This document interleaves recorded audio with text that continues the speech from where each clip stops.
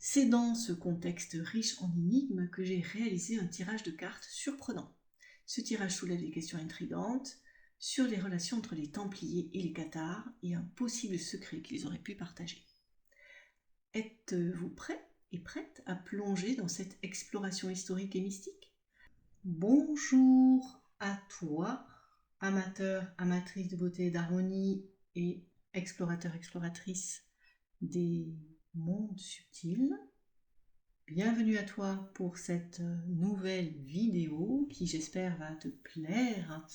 Nous nous trouvons réunis aujourd'hui pour explorer un mystère fascinant dont je te parle juste après parce que je voulais te donner quelques petites nouvelles sur des décisions un petit peu compliquées que j'ai dû prendre pour la chaîne, non pas pour l'arrêter, mais justement pour pouvoir la continuer.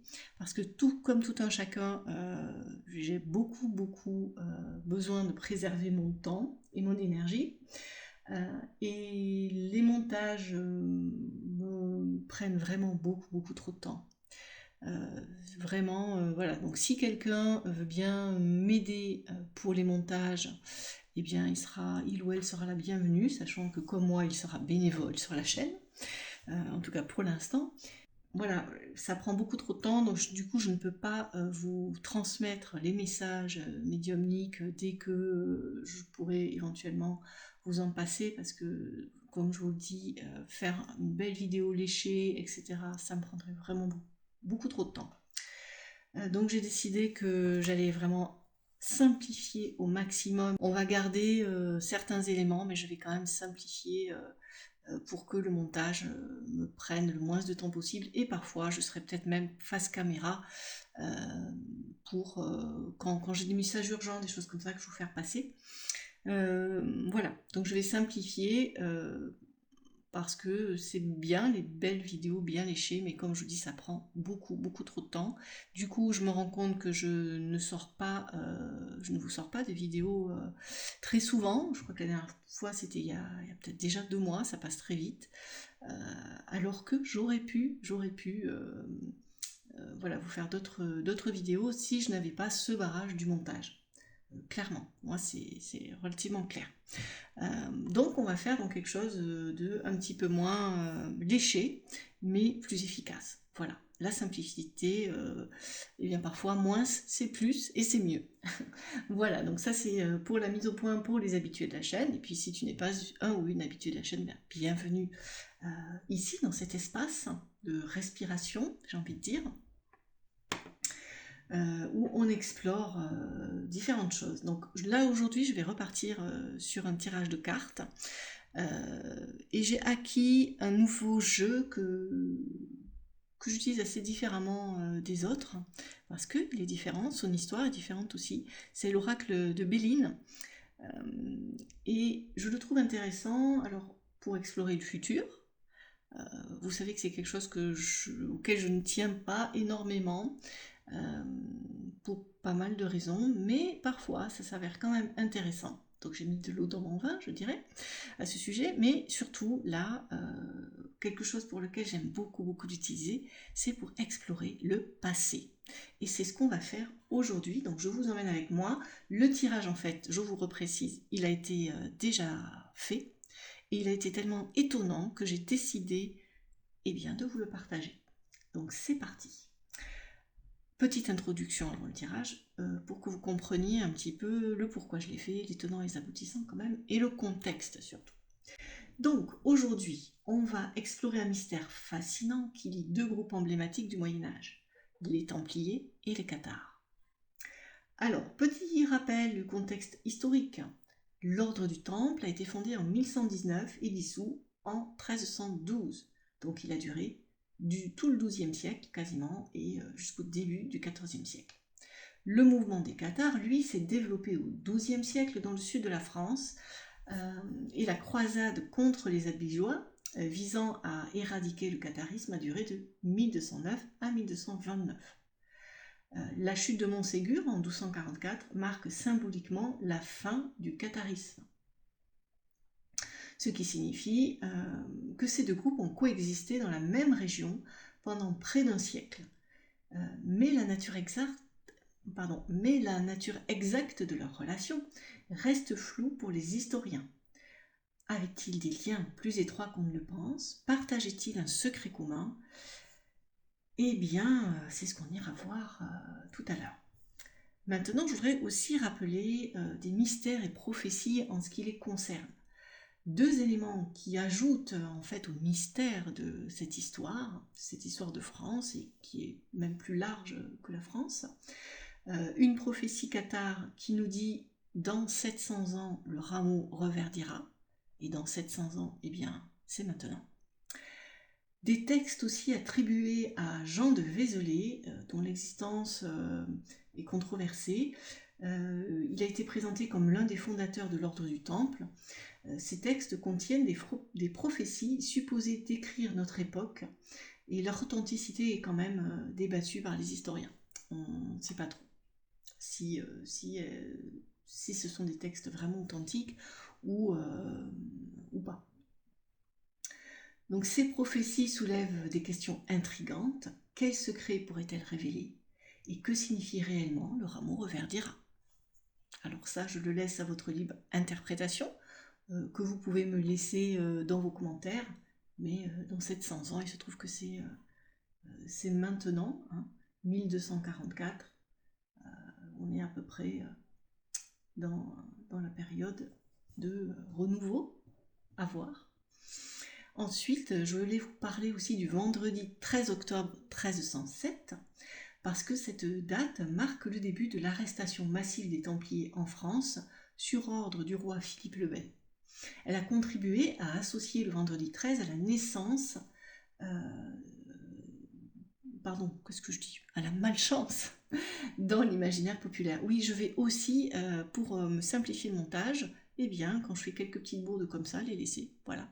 Je ne vais pas tout couper, sauf quand il y a des blancs, par exemple, trop longs, sur de la médiumnité, où je prends le temps de capter les informations, mais après, je ne vais pas systématiquement tout couper.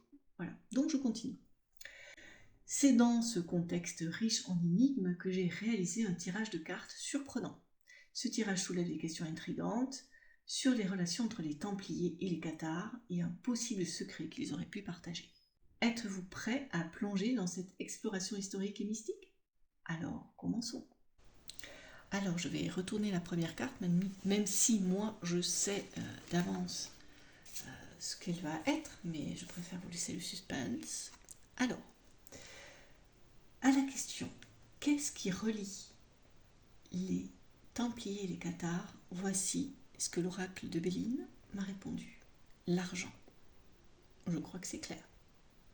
C'est-à-dire, par là, et on a une corne d'abondance, donc l'argent et l'abondance, les récoltes, etc. Puisqu'il faut savoir que les Templiers, vers la fin, avaient jusqu'à 2000 maisons et commanderies en France.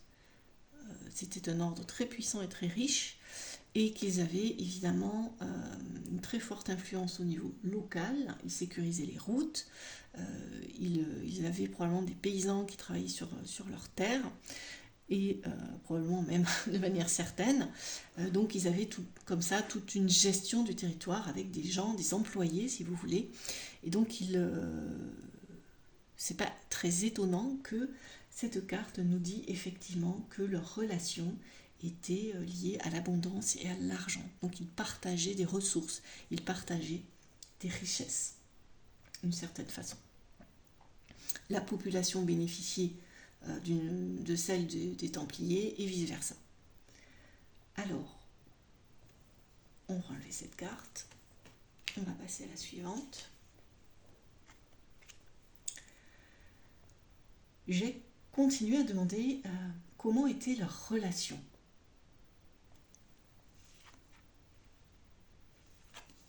Hop, et j'ai obtenu la réussite. Puis une deuxième carte également, pour essayer de préciser un petit peu tout ça. J'espère que vous les voyez bien. Oui, après vérification, c'est bon. Donc, une fois en fait que j'ai eu quelques informations sur qu'est-ce qui relie les Templiers et les Cathars, eh bien la nature de leur relation m'est confirmée par la réussite et les présents. C'est-à-dire que la population locale bénéficiait de la réussite des Templiers. Ici, on a une fleur qui fait penser à une médaille militaire et peut-être aussi à une croix cathare quelque part. Donc la réussite associée au... Qu'est-ce que j'ai dit, cathare, je crois que j'ai dit, non, Templiers. Hein. L'ordre militaire, c'est plutôt les Templiers, à la fois militaires et religieux, ceux qui, je le rappelle, étaient nouveaux en Europe. Donc, en fait, cette réussite des Templiers, ils la partageaient avec la population locale qui en bénéficiait. C'est ce que nous disent les cartes ici. On a deux cartes d'ailleurs très solaires. Et eh bien, ils échangeaient des présents où moi j'ai quand même l'impression que c'est plutôt les Templiers qui donnaient des présents, de l'argent, des cadeaux à la population locale, à certaines personnes. Mais voilà, il n'est pas exclu que ça marche aussi dans les deux sens, notamment par rapport aux seigneurs, les comtes de Toulouse, tous les comtes voilà, qui étaient sur le territoire, faisaient bénéficier peut-être aussi les Templiers de leur largesse. Parce que pour aller guerroyer, je rappelle quand même que les Templiers se sont formés pour aller libérer le tombeau du Christ en Orient, et que c'est un ordre guerrier, donc ils ont beaucoup combattu en Orient pour cela, dans ce but-là, et qu'ils avaient besoin d'argent. La guerre, ça coûte toujours beaucoup d'argent, quelle que soit l'époque dans laquelle on se trouve. Donc là, c'est l'archéologue, l'historienne qui parle, qui fait un petit peu la jonction entre ce que disent les cartes et mes connaissances. Mais justement, les cartes peuvent éclairer, c'est ça que je trouve intéressant, éclairer sur des zones d'ombre, parce qu'on n'a pas toutes les données, hein, plus c'est éloigné dans le temps, moins c'est le cas d'ailleurs souvent, et on a perdu beaucoup de choses pendant les guerres de religion notamment, beaucoup de documents des Templiers ont été brûlés à ce moment-là, sont perdus à ce moment-là, dans les commanderies. Alors je continue, je crois que là c'est clair, on ne va pas s'étendre plus sur ces questions-là. Carte suivante. Alors, j'ai demandé qu'est-ce qu'on pouvait me dire sur le secret, s'il y en avait un, qui reliait les Templiers et les cathares. Moi, je pense qu'il y en a un, puisqu'ils se sont côtoyés pendant une centaine d'années. Bon, ils ont dû partager quand même des choses. Ils n'ont pas que fait bonbons ensemble, ou ils ne se sont pas fait que des petits cadeaux à la fête des mères. Voilà, ça c'est pour le petit trait d'humour. Donc, quel était ce secret qu'ils partageaient? Et là, j'ai eu la carte de l'eau. Alors, on voit que c'est une carte lunaire, donc ça confirme que ce sont des informations cachées qui se déroulaient la nuit, enfin, en tout cas, voilà, la lune, c'est l'idée de l'intuition, l'idée de la nuit, et donc c'est quelque chose qui se passait comme ça sous le manteau, vous voyez, qui ne se disait pas au grand jour. Voilà, donc ça confirme que ces informations-là sont de l'ordre du secret. Donc il y a bien un secret que les Templiers et les cathares ont partagé. Maintenant, sur la carte, qui est assez fascinant, c'est qu'on a un bateau. Donc elle partageait un secret à propos d'un bateau. On a un pavillon français. Alors, est-ce que c'était un bateau français? Est-ce que c'était un bateau qui se dirigeait vers la France? Et on a donc cette idée de l'eau, de voyage. Et j'aimerais bien qu'on nous en dise un petit peu plus. Et donc, j'ai posé la question pour savoir qu'est-ce qu'on pouvait me dire sur l'origine des gens qui faisaient ce voyage. Puisque là, on nous parle certainement d'un secret à propos de personnes qui ont voyagé sur ce bateau. Et là, accrochez-vous les amis, parce que c'est du lourd. Vous allez voir, ça va confirmer d'ailleurs certaines théories, je pense. Voilà, moi j'ai ma petite idée, vous allez voir. Alors, qu'est-ce qu'on nous dit? On a ici l'accident, une carte martienne, quelque chose de brutal. Donc ces gens sont partis de quelque part, donc je pense qu'ils se sont dirigés en France à cause soit d'un cataclysme, je pense pas que ce soit ça, soit à cause on a une carte martienne, donc à cause d'une guerre, à cause de persécutions. Et je pense qu'on est plutôt dans quelque chose de cet ordre-là. Donc en fait, ce sont des gens qui ont fui parce qu'ils étaient persécutés. Moi, c'est ce qui vraiment est venu tout de suite quand j'ai vu tout ça. Et ces personnes se sont réfugiées en France. Alors, est-ce que je vous éclaire davantage sur le secret en question? Parce que je pense que c'est de moins en moins un secret en réalité, puisque de plus en plus de personnes en parlent. Laissez-moi quand même, avant que je vous le dise là, faites pause à la vidéo et laissez-moi en commentaire qu'est-ce que ça vous inspire. Voilà, ce tirage et ce secret, de quoi il pourrait s'agir d'après vous. Voilà, vous pouvez aussi en profiter pour mettre un pouce j'aime à la vidéo. Vous savez que l'algorithme YouTube aime les j'aime et les partages. Vous pouvez vous abonner si ce n'est pas déjà fait, afin de recevoir des notifications sur les prochains messages via les cartes, etc., les prochaines vidéos que je vous partagerai. Et donc là, ce secret, pour moi, il s'agit probablement de la théorie, ça confirmerait la théorie que certaines personnes proches du Christ, dont Marie-Madeleine, mais peut-être pas seulement, seraient parties de Palestine et se seraient réfugiées en France. Donc ils seraient partis en bateau, qui seraient arrivés au port de Marseille, d'où le drapeau français ici. Alors évidemment à l'époque c'était pas la France, c'était la Gaule. En tout cas, ils seraient partis en France. Alors, que s'est-il passé ensuite, une fois que ces personnes sont arrivées en France? Donc, Marie-Madeleine, la famille du Christ quelque part, est arrivée en France. Alors, j'ai la carte de l'appui.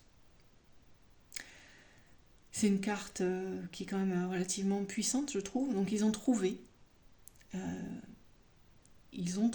refuge et ils ont vraiment pu se protéger.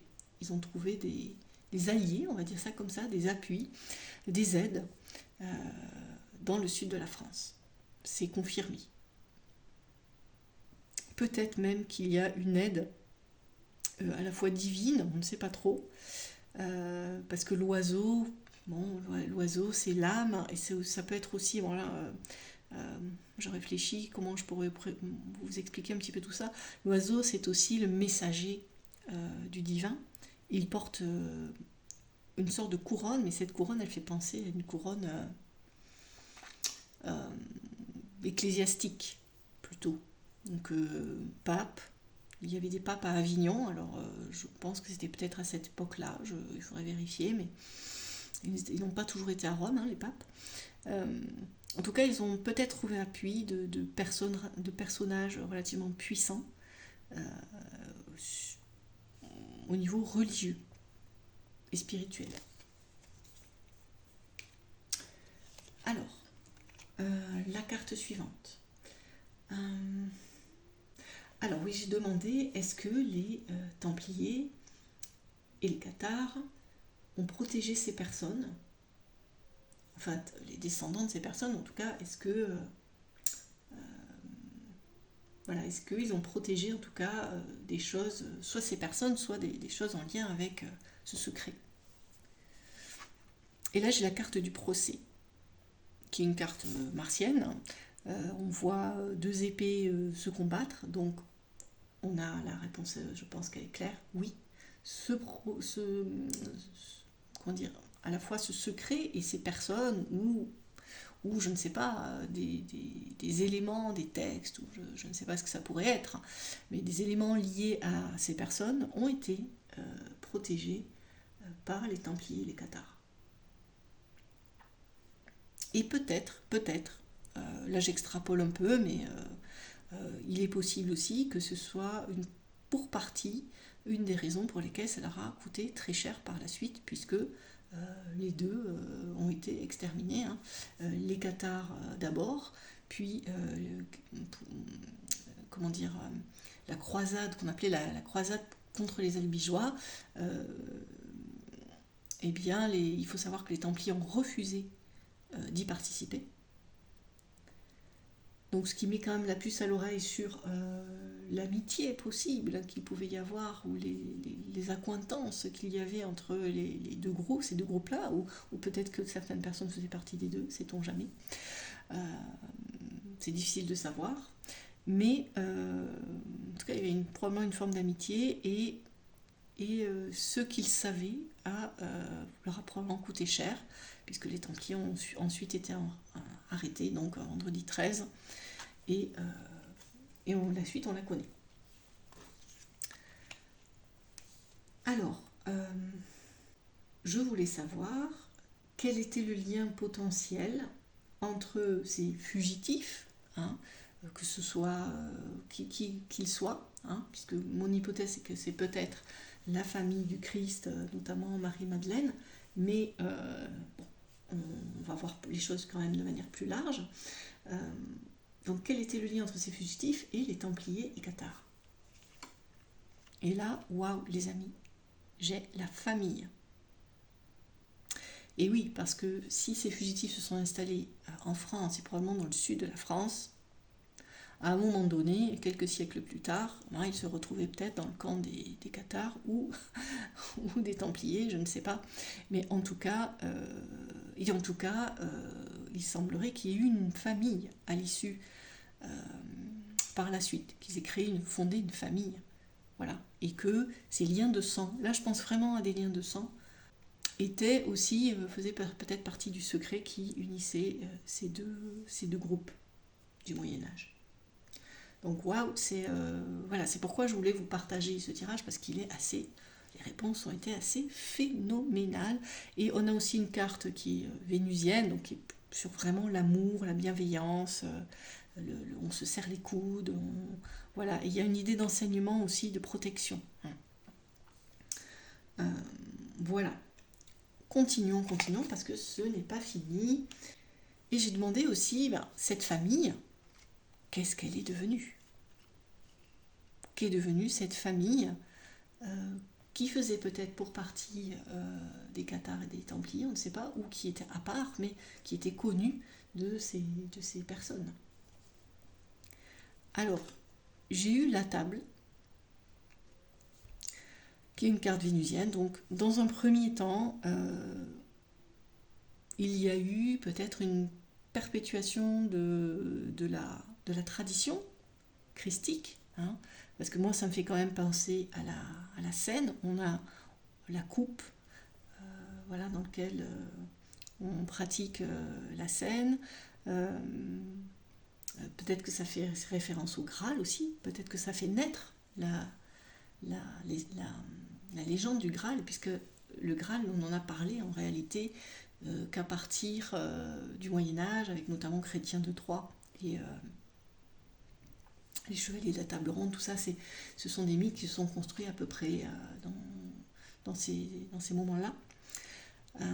Donc peut-être que c'est ce que veulent nous dire les cartes. En tout cas, il y a une période visiblement de prospérité, d'échange, je dirais d'opulence aussi, hein, et de communication, de mondanité, voilà, aussi. On peut le voir aussi comme ça, cette carte. Et par la suite, par contre, on a la stérilité. Donc, et c'est sur un temps relativement long, je pense, on a une île, ils se sont peut-être retrouvés isolés à un moment donné. Ou alors ils sont partis sur une île, il y a quelque chose en lien avec une île, peut-être aussi. Mais on a quelque chose qui semble petit à petit mourir quand même. Voilà, on a l'impression que cette lignée ou cette famille peut-être a rencontré quelques problèmes de stérilité aussi, peut-être qu'on veut nous dire, mais que voilà, elle s'est peut-être isolée, elle n'a plus eu d'appui à un moment donné, et que eh bien, tout s'est arrêté. Je ne sais pas, on peut mettre plein d'hypothèses, hein. Il y en a d'ailleurs plein de bruits couloirs, j'arrive plus à parler, plein de bruits de couloirs qui courent à ce sujet. Certains les relient au mérovingien, d'autres, on ne sait pas. Voilà, là aussi les commentaires sont là pour ça, dites-moi ce que vous en pensez. Sachant que de toute façon, à moins de découvrir d'autres pièces à conviction, je dirais, pour notre petite enquête, à moins de trouver des textes, des pièces archéologiques, des textes, des choses qui sont vraiment sans ambiguïté, eh bien, je crois qu'on ne saura jamais. On ne saura jamais vraiment, on ne sera jamais vraiment sûr à 100%. Les cartes peuvent nous éclairer, mais après... Voilà, et j'ai demandé encore une évolution supplémentaire après cette période de stérilité, enfin voilà, vraiment pour confirmer ce que la carte stérilité nous disait. Et donc j'ai eu le despotisme et j'ai eu la ruine. Donc ils se sont retrouvés, pour moi, hein, de ce que je ressens à la vue de ces cartes, et que je reçois aussi en canalisation, c'est qu'ils se sont retrouvés isolés à un moment donné. Ils ont probablement été perçus par certains pouvoirs, je ne dirais pas lesquels. Ils ont été probablement arrêtés, fait de la prison, pour les faire taire, parce qu'ils étaient peut-être perçus comme dangereux. Et on a bien la ruine derrière, donc après une période de faste, de sécurité, etc., là, on a clairement l'inverse. Hein, tout s'est inversé pour eux. Et je ne pourrais pas vous dire, les cartes semblent dire que voilà, tout est terminé. Tout est plus dans le souvenir qu'autre chose, mais en tout cas, voilà, il s'en est suivi une période très difficile où clairement ils n'étaient plus les bienvenus, on va dire ça comme ça. Voilà. Écoutez, je pense que là, on a déjà de très très gros éléments. Maintenant, si il y a des questions supplémentaires que vous voulez que je pose aux cartes, sur ces questions cathares, templiers ou autres, sur d'autres périodes historiques, sur d'autres zones nébuleuses de l'histoire, et je crois que ça ne manque pas. Notre histoire, qu'elle soit de France ou d'ailleurs, est relativement passionnante, et elle ne manque pas aussi de zones d'ombre à éclairer de différentes façons. Voilà, comme je vous disais, on ne peut pas être sûr à 100%, évidemment, hein, je vous demande de garder votre libre arbitre avec ça, mais bon, ce qui est intéressant là, c'est que ça corrobore quand même certaines théories. Voilà, et je vous le dis, j'étais vraiment neutre quand j'ai posé ces questions à l'oracle de Béline. J'avais pas de parti pris spécifique et j'étais hyper étonnée, voilà, très très étonnée de ce qui en est ressorti, et c'est pour ça que je vous le partage. Donc encore une fois, eh bien, si vous avez aimé cette vidéo, vous pouvez me mettre un j'aime, mettre un commentaire sur ce que ça vous... Voilà, comment ça vous parle. Ou, voilà, comme je vous disais, vous pouvez aussi me poser des questions sur ce que vous aimeriez que je traite sur d'autres sujets historiques ou autres avec les cartes, par exemple. Voilà, donc cette vidéo est maintenant terminée. Je vous remercie de suivre la chaîne. Vous pouvez faire un don, vous abonner à la newsletter. Vous avez tout ça sous la vidéo. Voilà. Et je vous dis à très bientôt pour une nouvelle vidéo. Bye bye.